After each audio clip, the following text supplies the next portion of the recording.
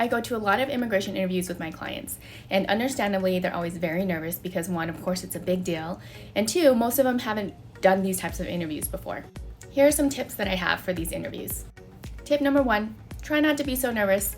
Of course, that's way easier said than done, but truly the officer is not going to be asking questions to purposely try to trick you or anything like that. They truly just want to make sure that you're eligible for the immigration benefit that you're applying for.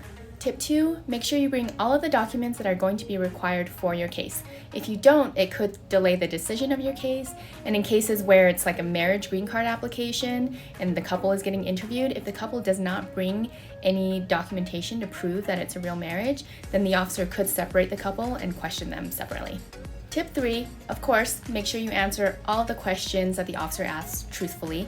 Now, if there is something that you don't know or that you don't remember that the officer is asking about, it's okay to say that instead of just totally making something up. Don't make anything up, because if you make something up, it's probably not going to be a truthful answer. The last few things I'll talk about aren't necessarily tips, but just some good things to know about these immigration interviews.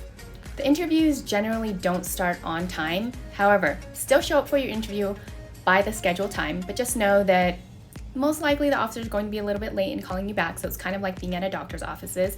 So just plan accordingly for work or other things that you might have planned for that day. And then another thing too, I get asked often from clients is what they should wear.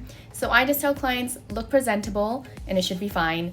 You don't need to go out and buy anything fancy to wear. I mean, of course, if you want to, go for it, but it's not necessary. And like I said, really the officer is just wanting to make sure that you are eligible for the benefit that you're applying for.